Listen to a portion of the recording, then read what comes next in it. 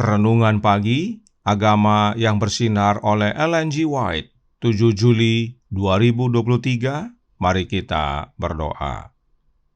Bapa kami yang di sorga, Allah pencipta langit dan bumi, laut dan segala isinya, Allah yang maha besar, maha kuasa, sumber segalanya, yang kami sembah selalu melalui anak-Mu yang tunggal, Yesus Kristus. Terpujilah Yesus, anak Allah yang maha tinggi, yang adalah anak domba yang menghapus dosa dunia ini. Pada pagi hari ini kami bersyukur boleh bangun dan berbakti, dan sebagaimana membaca dan mendengarkan nasihat firman-Mu, kiranya kami menjadi umat-umat-Mu yang rela menyerahkan hidup kami kepadamu sepenuhnya untuk bekerja bagi Engkau, ya Tuhan.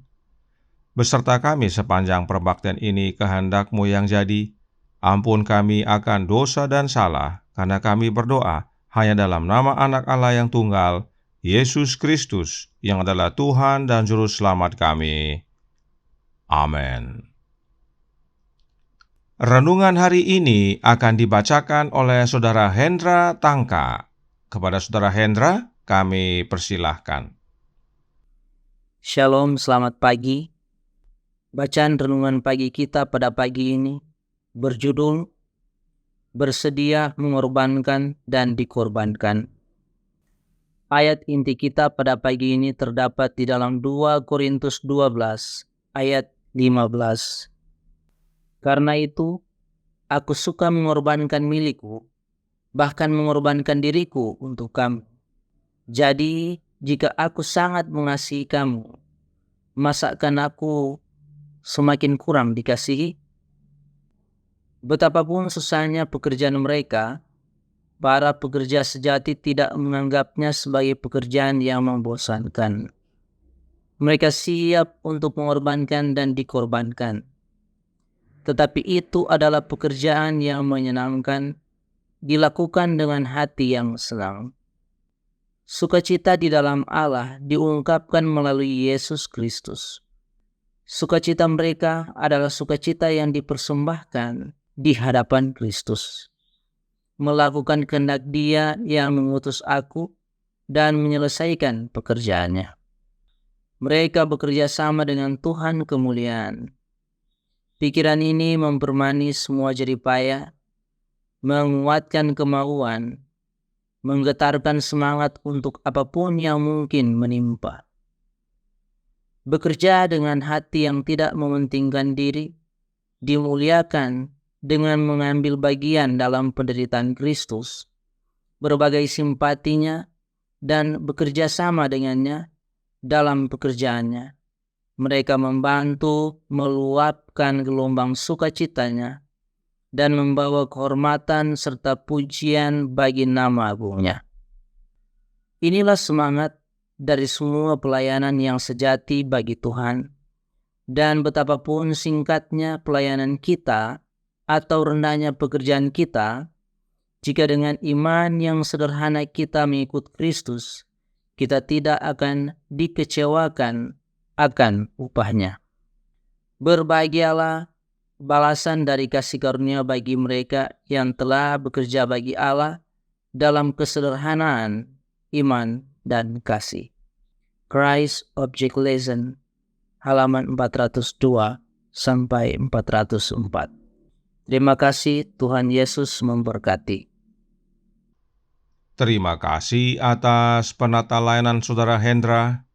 Tuhan Yesus memberkati. Selamat pagi saudaraku dalam Tuhan. Mengorbankan apakah yang dimaksudkan dan apakah yang dikorbankan? Ayat inti renungan hari ini menyatakan bahwa Paulus suka mengorbankan miliknya, bahkan mengorbankan dirinya sendiri untuk jemaat. Mengapa penting sekali pengorbanan dalam bekerja sama dengan Tuhan? Karena Christ Object Lessons halaman 402 paragraf 4 berkata, hanya ketika keegoisan mati, ketika perselisihan untuk supremasi dihilangkan, ketika rasa syukur memenuhi hati dan kasih membuat hidup harum, barulah Kristus tinggal di dalam jiwa dan kita diakui sebagai pekerja bersama dengan Allah. Inilah pentingnya kita mengorbankan milik kita dan diri kita agar dapat menjadi pekerja Allah, sebab diri mati dan Kristus yang hidup. Dan masih dalam bab yang sama dikatakan, Christ Object Lessons halaman 403 paragraf 2. Ada banyak orang yang telah menyerahkan dirinya kepada Kristus, namun tidak melihat kesempatan untuk melakukan pekerjaan besar atau membuat pengorbanan besar dalam pelayanannya. Jadi, menyerahkan diri kepada Kristus tidak sama dengan pengorbanan. Mengaku sebagai pengikut Yesus belum tentu mengorbankan diri untuk Yesus. Nah, untuk memahami apa yang dimaksudkan dengan bersedia mengorbankan dan dikorbankan, mari kita lihat pengalaman Paulus di Korintus. Roh Nubuat berkata dalam The Acts of the Apostles halaman 350 paragraf 3 berbunyi, "Sementara dia bekerja membuat tenda, dia juga bekerja dengan setia dalam pemberitaan Injil." Dan tentang membuat tenda ini Paulus berkata, 2 Korintus 12 ayat 14 berbunyi, "Sesungguhnya sekarang sudah untuk ketiga kalinya aku siap untuk mengunjungi kamu, dan aku tidak akan merupakan suatu beban bagi kamu, sebab bukan hartamu yang kucari, melainkan kamu sendiri. Karena bukan anak-anak yang harus mengumpulkan harta untuk orang tuanya, melainkan orang tualah untuk anak-anaknya." Paulus rela berkorban, karena meskipun dia harus mencari nafkah untuk kehidupannya sendiri dengan membuat tenda, tapi Paulus tetap giat untuk mengabarkan Injil. Harta dan waktunya dia serahkan untuk mengabarkan Injil. Sebab hasil penjualan tenda bukan untuk memperkaya dirinya, tapi untuk melayani Tuhan dan bahkan untuk membantu sesama. Perhatikan Paulus berkata, bukan anak-anak yang harus mengumpulkan harta untuk orang tuanya, tetapi orang tualah yang kumpulkan harta untuk anak-anaknya. Dalam hal ini, Paulus menyatakan bahwa jemaat Korintus adalah anak-anak, yaitu anak-anak rohani yang harus diurus oleh orang tua rohani mereka, dan Paulus adalah orang tua rohani tersebut. Paulus tidak mau membebani jemaat. Dia rela berkorban waktu, harta, dan tenaga untuk bekerja bagi Allah. Roh Nubuat berkata dalam The Acts of the Apostles halaman 351 paragraf 3 yang berbunyi, "Tetapi Paulus tidak menganggap sebagai waktu yang terbuang sia-sia. Saat dia bekerja dengan Aquila, dia tetap berhubungan dengan guru agung, tidak kehilangan kesempatan bersaksi untuk juru selamat dan membantu mereka yang membutuhkan bantuan." Inilah yang dimaksudkan dalam ayat inti renungan hari ini, di mana Paulus berkata, "Karena itu aku suka mengorbankan milikku, bahkan mengorbankan diriku untuk kamu." Sementara bekerja, Paulus tetap berhubungan dengan Yesus, agar tetap menjadi saksi bagi Yesus, dan sementara itu tetap menolong mereka yang membutuhkan dengan hartanya. Itu sebabnya Roh Nubuat melanjutkan dalam The Acts of the Apostles halaman 351 paragraf 3. Saat dia bekerja dalam perdagangannya, sang rasul memiliki akses ke sekelompok orang yang tidak dapat dia jangkau dengan cara lain. Dia menunjukkan kepada rekan-rekannya bahwa keterampilan dalam seni umum adalah karunia dari Allah yang memberikan karunia dan hikmat untuk menggunakannya dengan benar. Dia mengajarkan bahwa bahkan dalam kerja keras setiap hari, Allah harus dihormati. Apapun pekerjaan kita dapat menjadi jalan masuk untuk menjangkau orang-orang yang berhubungan dengan kita. Saat bekerja, kita dapat tetap berhubungan dengan Yesus dan menjadi saksinya. Dan hasil pekerjaan kita dapat menjadi berkat bagi yang membutuhkan.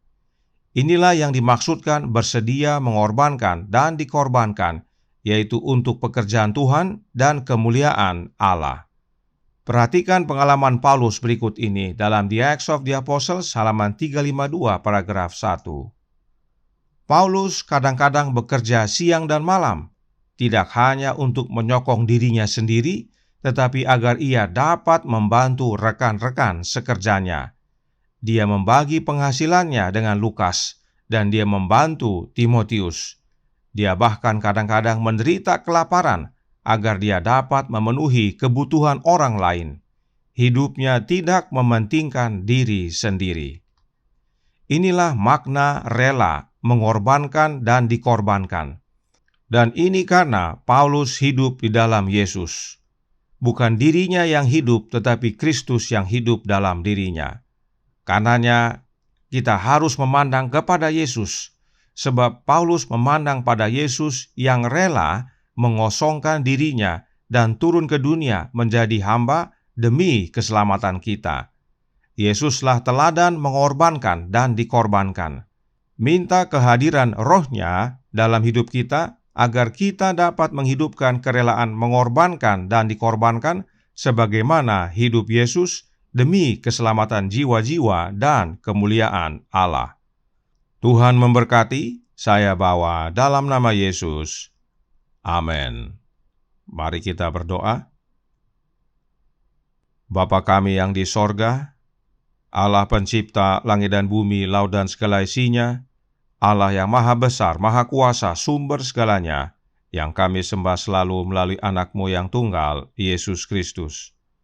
Terima kasih atas nasihat yang indah dan menguatkan pada pagi hari ini melalui pengalaman Paulus.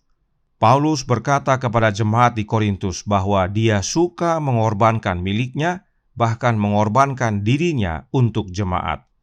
Dan itu bukan karena kuat kuasa dirinya, tetapi karena dia tinggal dalam Kristus dan Kristus dalam dia. Bukan hidupnya lagi, tetapi hidupnya Kristus yang berkuasa dalam dirinya. Dan oleh karena itu dia dapat menghidupkan kehidupan yang penuh pengorbanan bagi pekerjaan Allah. Dan kami dapat memiliki pengorbanan yang serupa bila mana Kristus tinggal dalam hidup kami. Karenanya tolong kami ya Bapa, curahkan Roh anak-Mu dalam hati ini, sebab hanya oleh kehadiran Roh Kristus dalam hidup kami, itulah wujud kami menerima hidup Kristus, diri kami yang mati dan Kristus yang hidup. Dan kami hidup sebagaimana Kristus hidup, mengorbankan dirinya demi keselamatan jiwa-jiwa. Dan bila mana Engkau datang yang kedua kali ya Yesus, kami semua boleh menerima keselamatan. Beserta kami sepanjang hari ini kehendak-Mu yang jadi, ampun kami akan dosa dan salah, karena kami berdoa hanya dalam nama Anak Allah yang tunggal, Yesus Kristus, yang adalah Tuhan dan Juru Selamat kami. Amin.